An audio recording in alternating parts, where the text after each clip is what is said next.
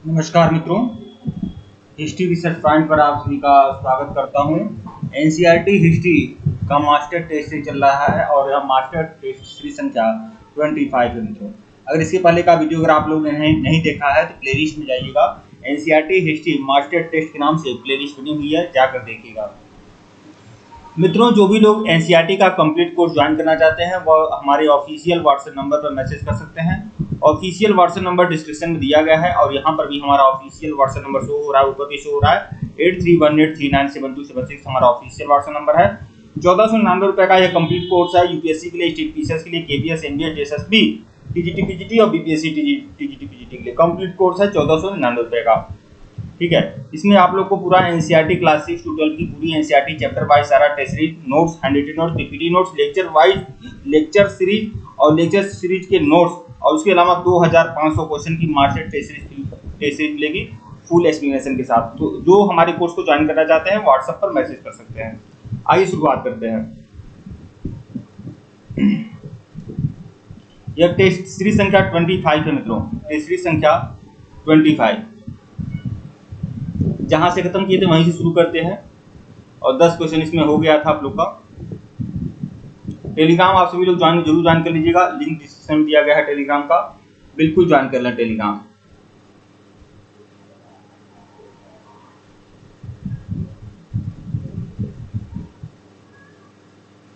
Telegram आप सभी लोग जरूर ज्वाइन कर लीजिएगा।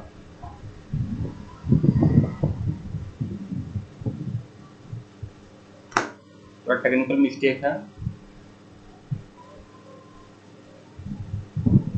प्रश्न संख्या 11 देखिएगा। 1919 को जलियांवाला बाग हत्याकांड के विरोध में किस विख्यात व्यक्ति ने ब्रिटिश सरकार द्वारा प्रदान की गई नाइट की उपाधि को लौटा दिया था? तो नाइट की उपाधि जलियांवाला कांड के विरोध में किसने लौटाया था? तो गुरुदेव रविंद्रनाथ टैगोर ने। विकल्प बी जो है वह आपका सही है।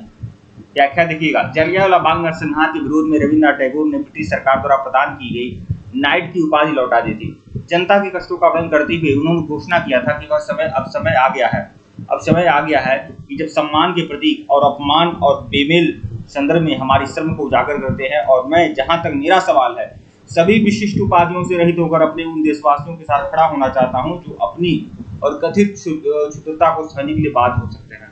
यह वक्तव्य भी ध्यान में रखिएगा, यह रविंद्रनाथ टैगोर का यह वक्तव्य है और इसके यही वक्तव्य देकर उन्होंने नाइट की उपाधि लौटा दी थी। और नाइट की उपाधि जो लौटाई थी वह जलियांवाला बाग कांड के विरोध में रविंद्रनाथ टैगोर ने लौटाया था। प्रश्न 12 देखिएगा। निम्नलिखित में से किसके द्वारा खिलाफत कमेटी का गठन किया गया? तो खिलाफत कमेटी के मेंबर कौन थे? मोहम्मद अली थे, मौलाना आजाद थे। ठीक है, ये लोग थे। तो विकल्प सी जो है आपका सही है। व्याख्या देखिएगा।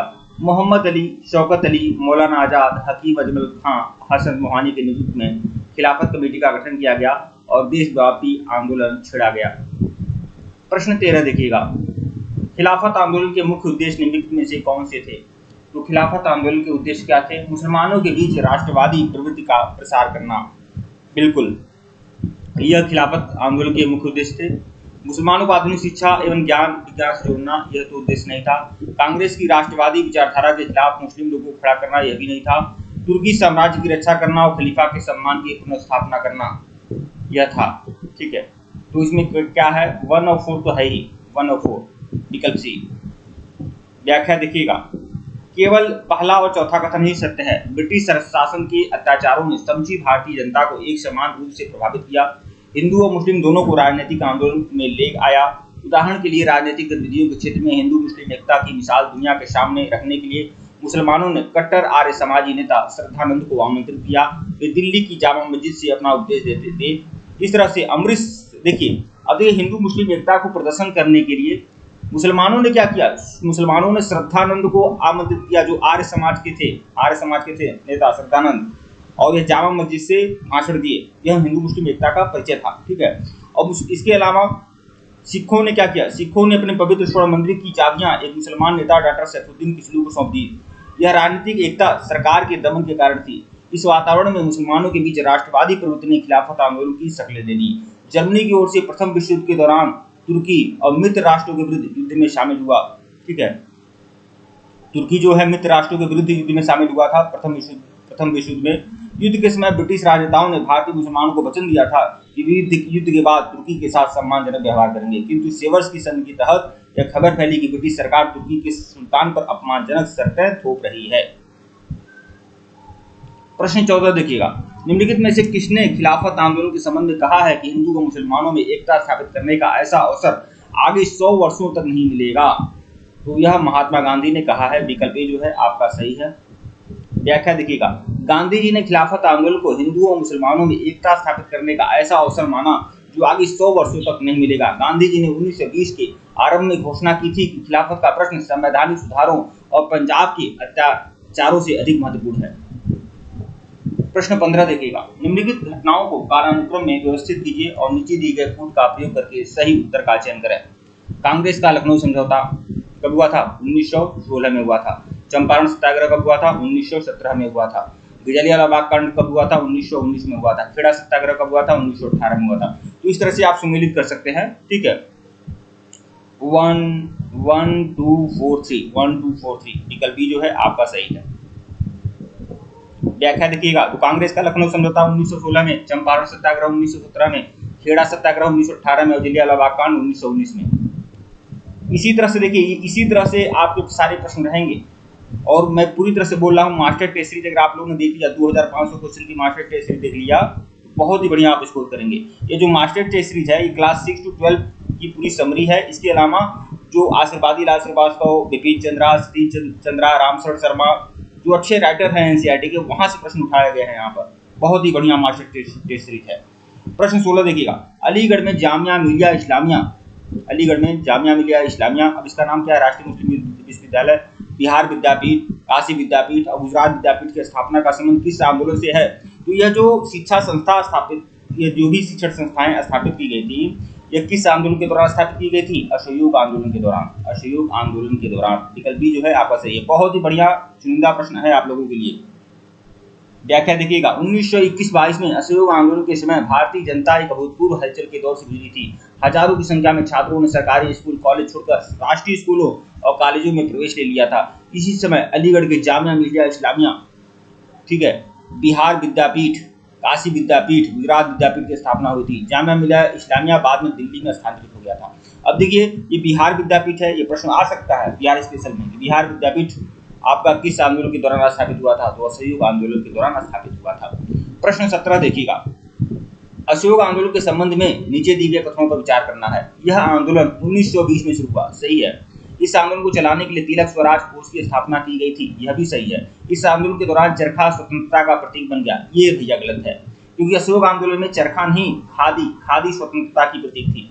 तो कौन सा कथन सत्य है? 1 भी सही है और 2 भी सही है। 1 और 2 आपका सही है, मतलब विकल्प ए। ठीक है, पहला कथन सत्य है, खिलाफत आंदोलन ने 31 अगस्त 1920 को असहयोग आंदोलन आरंभ किया था। दूसरा कथन भी सत्य है, असहयोग आंदोलन को चलाने के लिए तिलक स्वराज कोष की स्थापना की गई थी और 6 माह के अंदर इसमें 1 करोड़ रुपए जमा किए गए थे।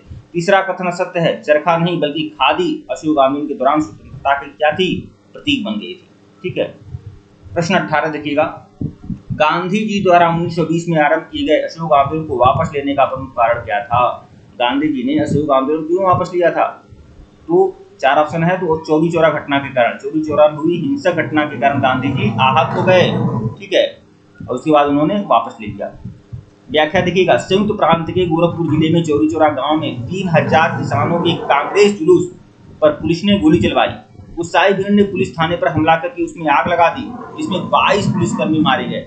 गांधी जी को भय था कि जन उत्साह और जोश के इस वातावरण में आंदोलन आसानी से हिंसा मोड़ ले सकता है। इस कारण से गांधी जी ने चौरी चौरा की घटना के बाद आंदोलन को वापस ले लिया।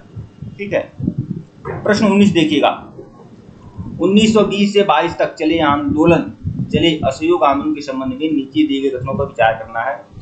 इस आंदोलन में हिंदू मुस्लिम दोनों ने बराबर भागीदारी की थी, बिल्कुल सही है। इस आंदोलन के दौरान भारतीय समाज के सभी वर्गों का राजनीतिकरण हो गया था, ये भी सही है। राष्ट्रीय भावना और राष्ट्रीय आंदोलन देश के दूरदराज इलाकों तक पहुंचा था, ये भी सही भैया। 1 2 3 शायद डी होना चाहिए, हाँ तीनों बातें सही हैं। असहयोग आंदोलन खिलाफत आंदोलन की महत्वपूर्ण भूमिका रही है। इस आंदोलन के कारण नगरों के मुसलमान राष्ट्रीय आंदोलन में शामिल हुए। परिणाम स्वरूप ऐसा कहा गया कि धार्मिक चेतना का राजनीति में समावेश हुआ। देखने में तो असहयोग आंदोलन असफल था, मगर इसके कारण राष्ट्रीय आंदोलन अनेक अर्थों में और मजबूत हुआ। लाखों लाख किसान, दस्तकार और शहरी गरीब राष्ट्रीय आंदोलन में शामिल हुए थे। स्त्रियां और पुरुष दोनों आंदोलन में शामिल हुए थे। लाखों लाख स्त्री पुरुष के इसी राजनीतिकरण तथा सक्रियता ने भारतीय राष्ट्रीय आंदोलन को क्रांतिकारी चित्त प्रदान किया। इस आंदोलन से भारतीय समाज के सभी वर्गों का राजनीतिकरण हो गया। असहयोग आंदोलन के दौरान राष्ट्रीय भावना और राष्ट्रीय आंदोलन का देश के दूर दराज के स्थानों तक प्रसार हुआ। प्रश्न 20 देखिएगा, इस सीरीज का सबसे आखिरी प्रश्न, स्वराज पार्टी के संस्थापक कौन थे? स्वराज पार्टी के संस्थापक थे चित्तरंजन दास और मोतीलाल नेहरू। विकल्प ए जो है आपका सही है। व्याख्या देखिएगा, दिसंबर 1920 में चित्तरंजन दास और मोतीलाल नेहरू ने स्वराज पार्टी की स्थापना की। इसके अध्यक्ष कौन थे? चित्तरंजन दास थे। अध्यक्ष चित्तरंजन दास थे। महामंत्री या सचिव मोतीलाल नेहरू को माना जाता है।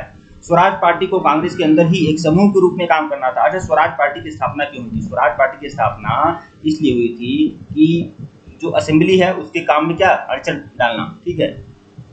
कांग्रेस के कार्यक्रम को पूरी तरह से स्वीकार किया गया, सिवाय इस बात को छोड़कर ये पार्टी काउंसिल के चुनाव में भाग लेगी, ठीक है, और पार्टी के काउंसिल में चुनाव में भाग लेकर अंग्रेजों के कार्यों में हस्तक्षेप करना, यही उद्देश्य था। ठीक है मित्रों, वीडियो को लाइक और चैनल को सब्सक्राइब करेगा, टेलीग्राम को बिल्कुल ज्वाइन करेगा, लिंक डिस्क्रिप्शन में दिया गया है। अगर इसके पहले का वीडियो नहीं देखे हैं तो प्लेलिस्ट में जाइएगा, NCERT history master test series के नाम से प्लेलिस्ट बनी हुई है, जाकर देखिएगा। 1499 का कंप्लीट कोर्स है एनसीईआरटी हिस्ट्री का। 8318397276 हमारा ऑफिशियल व्हाट्सएप नंबर है, मैसेज कर सकते हैं। धन्यवाद आप लोग को।